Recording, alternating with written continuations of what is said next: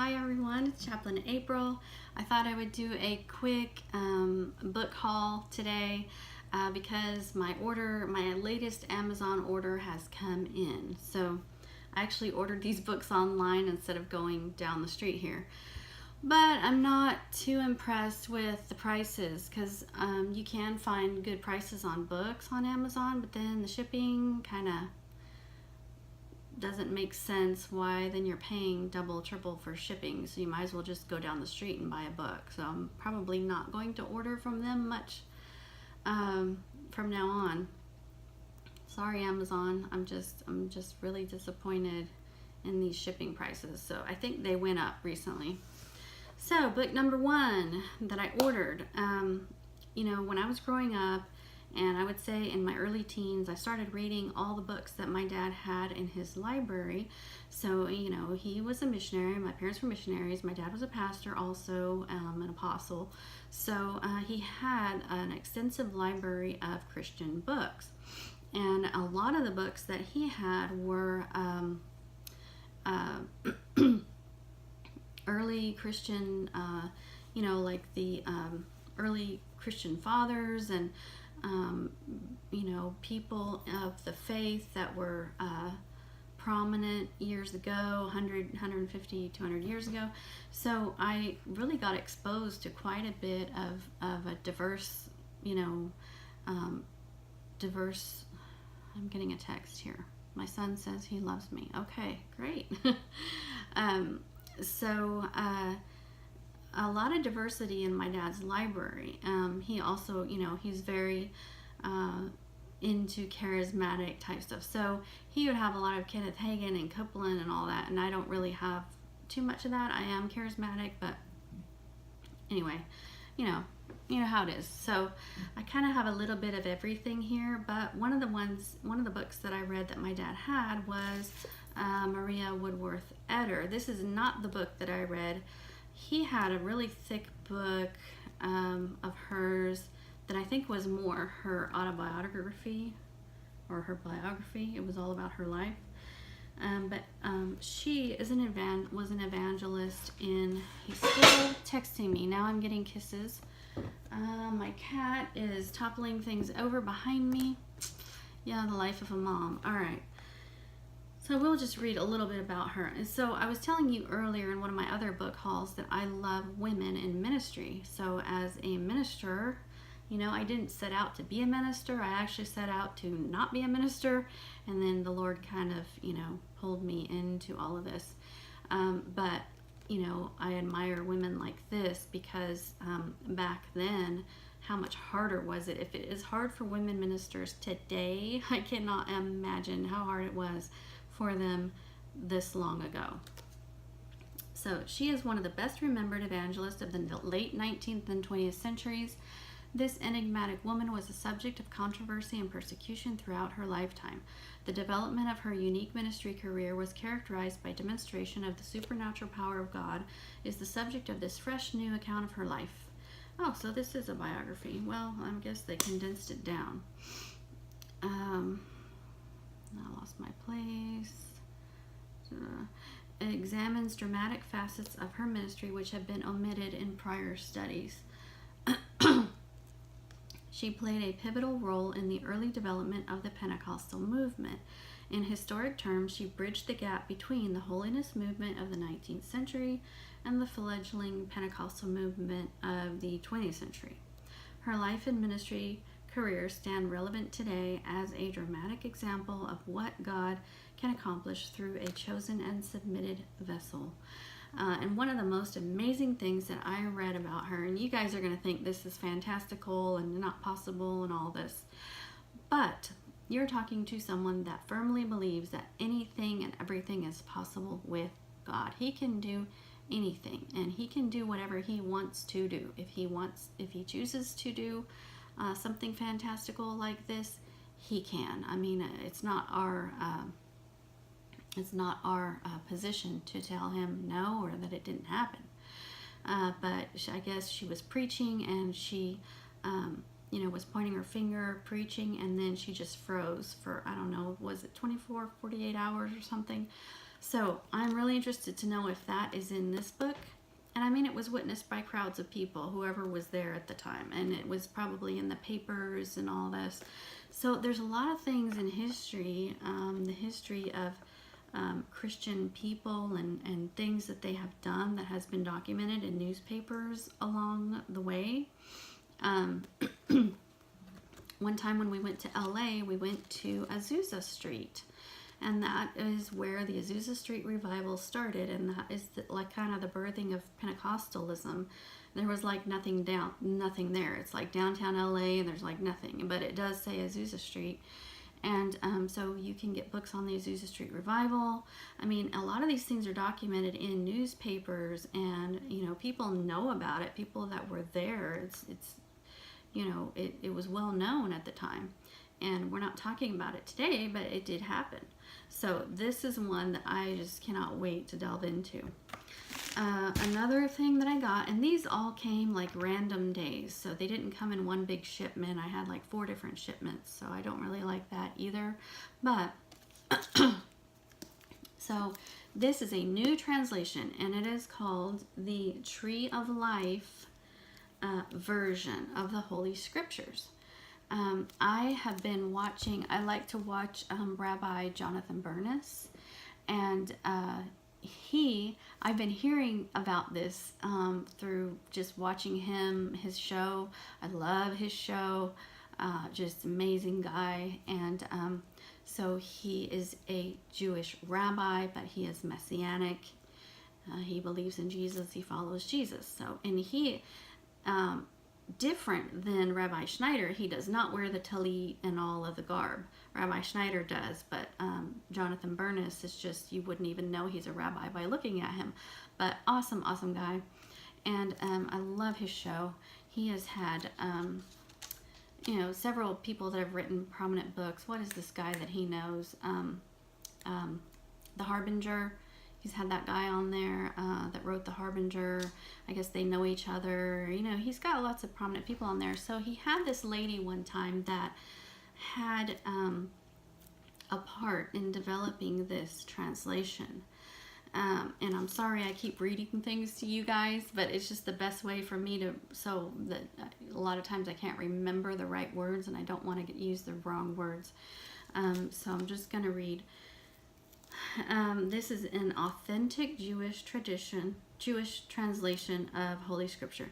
The Tree of Life version speaks with a decidedly Jewish-friendly voice, a voice like the Bible authors themselves, to recover the authentic context of the Bible and the Christian faith.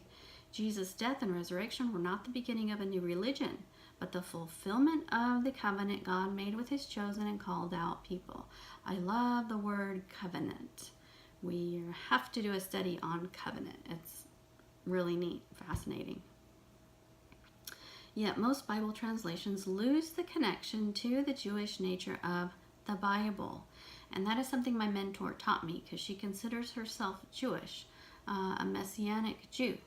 And she tells me that some of the translations, and she's right, some of the translations are kind of anti-Semitic. And I don't really want to get into which one, because that's going to be very controversial. People are going to get mad and blah, blah. But it is what it is. I'm sorry. If it's anti-Semitic, then that is not good, because the Jews are God's chosen people. Israel is God's chosen land.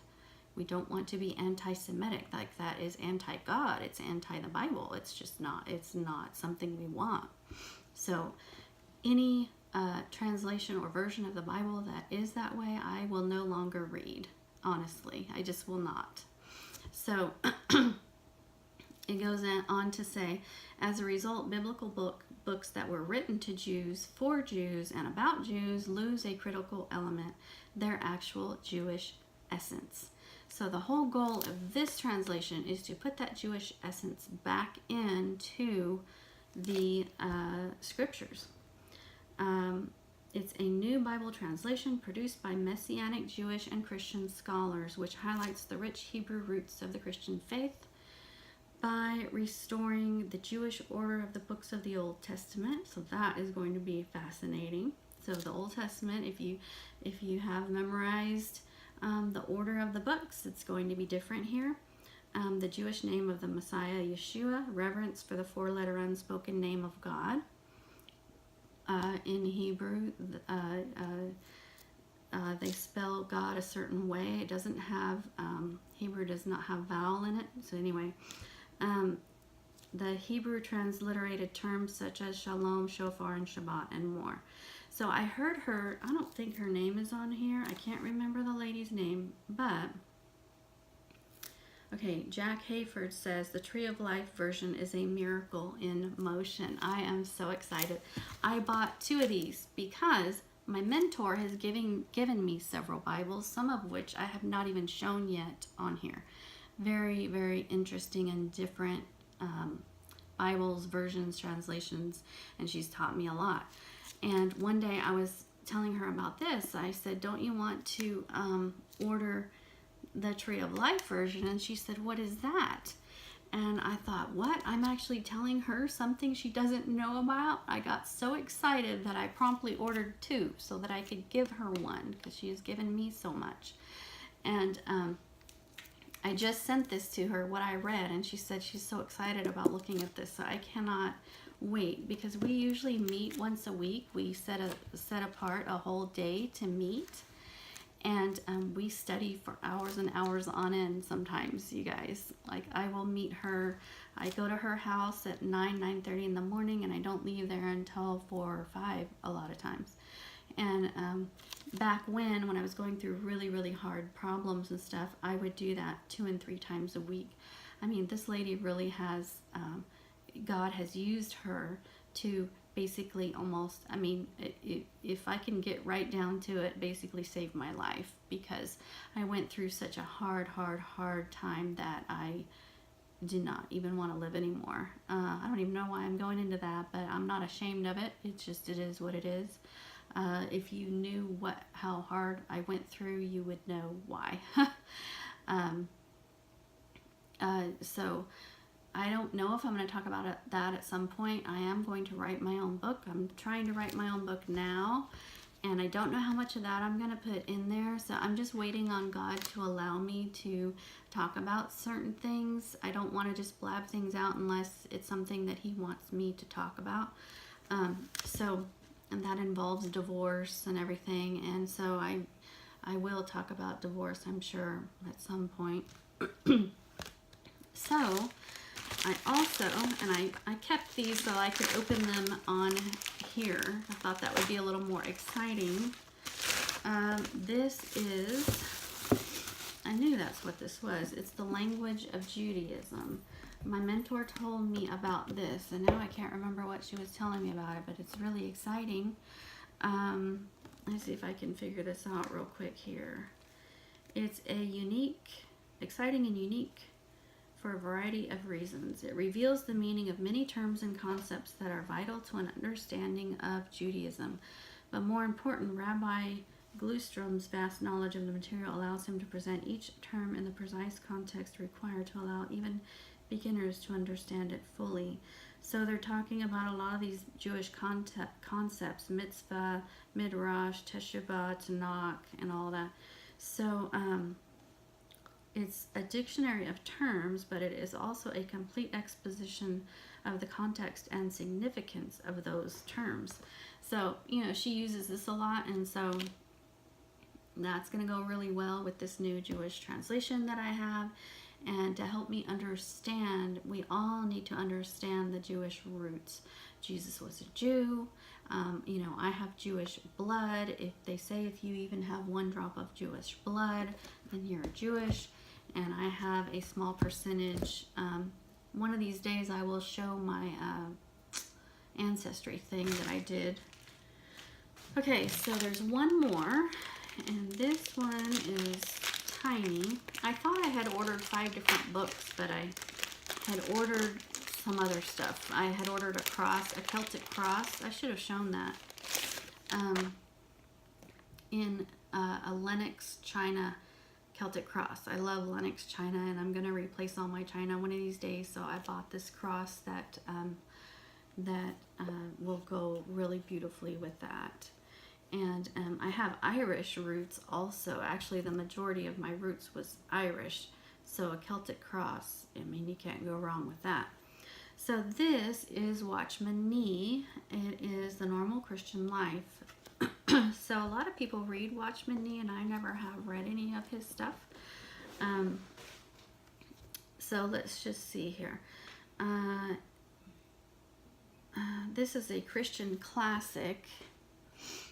And I have heard Joyce Meyer, I've heard other people talk about reading him. Tracing in practical terms the steps along the pathway of faith and presenting the eternal purpose of God in simple terms. Its central theme is Christ our life. The great Chinese writer and preacher Watchman Nee was for many in the West a symbol of Christian steadfastness under the pressure of totalitarian government. So if you can imagine, in China, you're not allowed to be Christian. You're not allowed to go to church. You're not allowed to pray. You're not allowed to have a Bible. So, I mean, just imagine how difficult it would be for someone that believes that's a Christian in living in a country like that. How, hard it would be. And he wrote several books, so this is going to be interesting. I will clue you guys in when I start reading these books.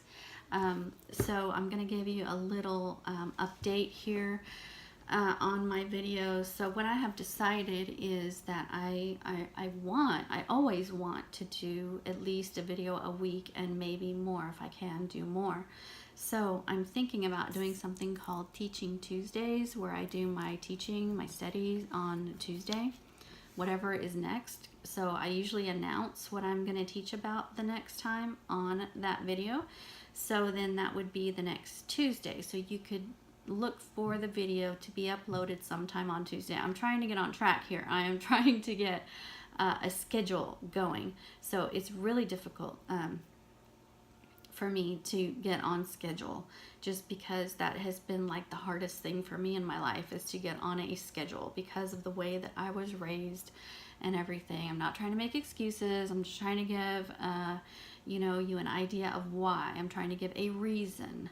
So I firmly believe there's always a reason why things happen, and we need to know what those reasons are. So not everything is an excuse. There are real reasons for things. So what was I saying before I got it off on that? So I want to do a Teaching Tuesday. I'm going to try my best to do the next teaching on a Tuesday. This week I'm probably going to do 3 days of uploads because I'm a little behind. I got this upper respiratory thing this last weekend. If you can tell, I have like bags under my eyes. Oh my gosh. So I get bad seasonal allergies, usually about twice a year, and I don't take my allergy meds all the time, but when it gets really bad, then I have to, and then I'm usually behind the 8 ball because I took it 4 days into when the allergies were already affecting me, and then get sick. So so that was really awful. And we have bad pollens in the air. One day they had all these things that were in the air, pollen and all this stuff that was high. So it just really affected me. And then I'm allergic to ragweed. So the next time the ragweed is high, I'm going to have a problem. But so things like that come up. I mean, it's called life, things like that happen, and so I couldn't even really talk. So you can hear it in my voice right now. It's even hard for me to talk a little bit, so I couldn't do a video. I could not. It wouldn't have sounded good. On top of that, then I burned myself last night with the oven, putting something in the oven. It doesn't even hurt, so don't feel sorry for me. It didn't even really hurt, but it just looks really bad. So I went and bought some aloe. I did not know that at this one grocery store, I posted this on Facebook, and someone said you could buy this huge aloe leaf at one of the grocery stores. So I went and bought it, and like for real, you can get this huge aloe leaf for like $1.50. And so I'm just going to cut that up and put that on there. Someone was like, that's 3rd-degree burn. You need to go to the urgent care and all this. I'm like, no, aloe will do this. And I had an aloe plant that my cat destroyed. It's actually my son's cat, so she really did a number on that aloe I had. I love aloe. I don't know how I'm gonna have one now with her. So so I want to upload on Tuesdays, and then I also want to do, so you can look for that one for sure every week, and then hopefully I can do another one. And I want to do some book reviews. So I kind of did a book review on The Case for Christ, and that just kind of happened out of the blue because of a conversation I had with someone, and then I also watched the movie, so that turned kind of into a book review, and I really like to do that because I said in one of my other videos that I don't read all these books cover to cover. So it might have sounded like I never read a book cover to cover. That's not the case. I do read books cover to cover. I'm just saying that when I go to a bookstore and I get 3 or 4 books, that I, you know, a lot of times I'm doing that because I'm using them as a reference for a study or something, and I will always talk about it. I don't want to take someone else's, you know, information or writings and act like they're mine or anything like that. So I always want to reference them. So I was just saying that a lot of those books I buy, I just use for reference. But there are books that I do read cover to cover. So if I could do a book review a week, I don't know if I could. I mean, I could do them on books I've already read, so I'm not like, oh, I'm reading a book a week. But I could also do them on books that I haven't read once in a while. So I could go back and do a review on a lot of books that I have read in the past, and do a review on those. I think that would be really fun and really cool to do. I would love to do that. That like energizes me to think about that. So like Hinds Feet in High Places, you know, This Present Darkness, Piercing the Darkness, you know, all these books that I have read in the past. And some of them I would probably need to brush up on again, and because some of them I read a long time ago, but it would be cool to talk about those, and then you guys could put comments on there on what you think and stuff like that. Like I did one of Priscilla Shire's Bible studies, or I read several of her books years ago, before she got really prominent like she is. Like I preferred her Bible study over some others. I don't want to say names because I would get in trouble, but I preferred her Bible studies over some others that we could choose. And she has some awesome books like about the Holy Spirit and about hearing from God. So could do that. I mean, there's a lot we could do. So I'm not going to promise you that I'm going to start this Teaching Tuesday right away. I have got to get caught up first, and then I hopefully will. We're coming into the summer where kids are out of school, so you know that I mean, I don't know how schedules are going to go, so I just kind of have to play it by ear. We're going out of town several times, so we will see. I can still do this when I'm out of town. You know, I can still teach when I'm out of town. I just need to, you know, take the time to prepare and study for it and everything. So update on my health walk. So, you know, I told you guys I have depression, ADD. So I don't have ADHD, you know, not to be confused with ADHD, because I've never had the hyperactive part. I've never been hyperactive that I know of in my entire life. So it's just the attention deficit part where it is called inattentive. And so you can be sitting in a class learning something and be inattentive while you're learning it and miss things and, you know, whatever, stuff like that. So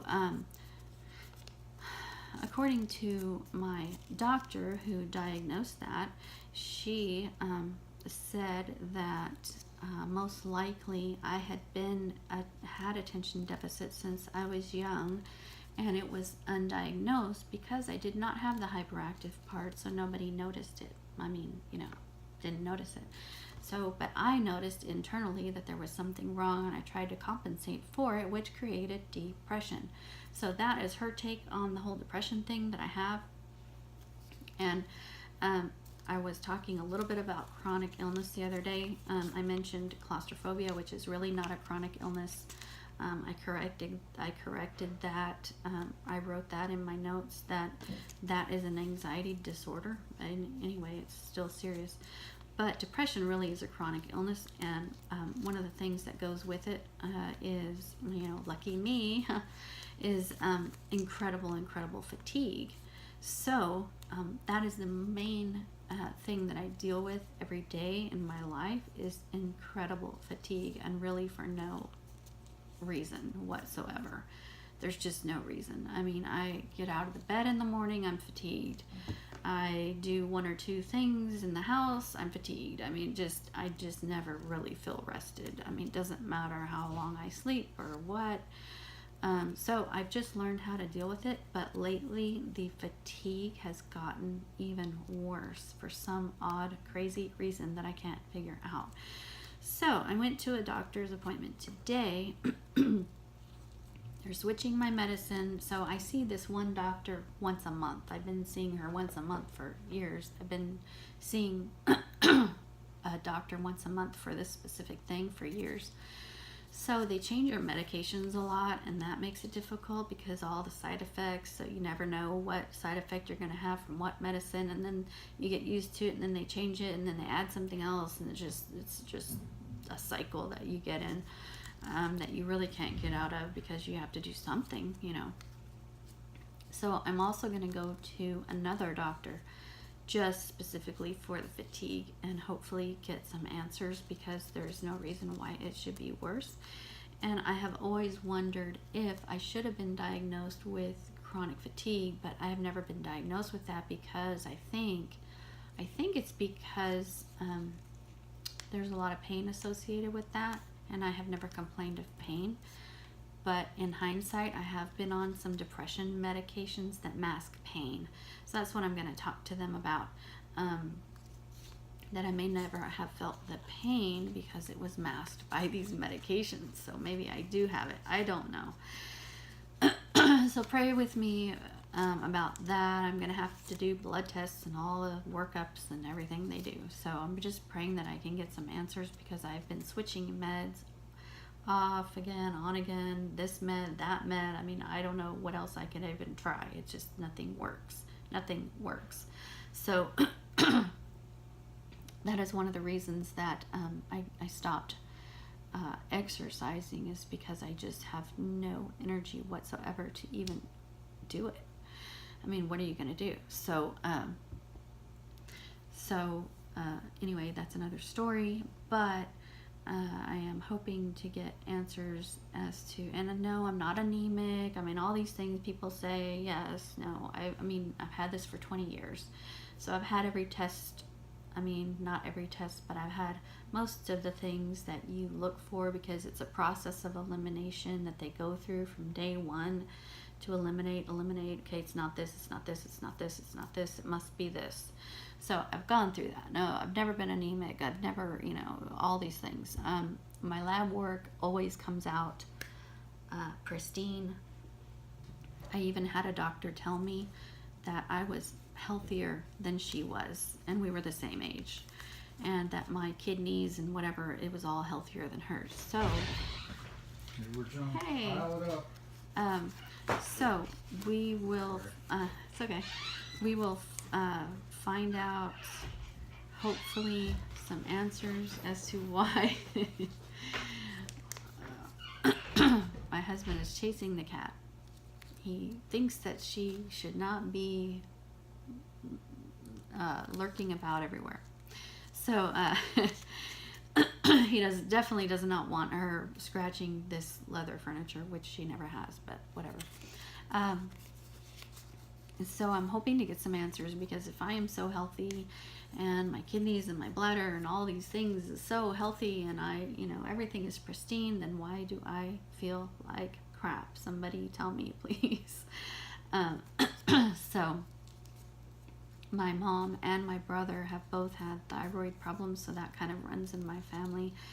But my thyroid always comes out in the normal range, so I'm like, Lord, please, I need, when I go to the doctor, I ask God for something to go wrong so they can give me some kind of an answer for something, and it never happens. nothing ever goes wrong. It all always comes out normal and wonderful and great, and you're so healthy. So, I mean, I don't know. I'm at my wit's end with it. All I know is that I am fatigued. I'm tired all the time. And if I could put a name to that, then that would be good, because then I could start finding solutions. You can't find solutions for something that you can't even diagnose. You don't even know what it is. So you just live with it, and people don't understand it. They think that you're making it up or whatever. But anyway,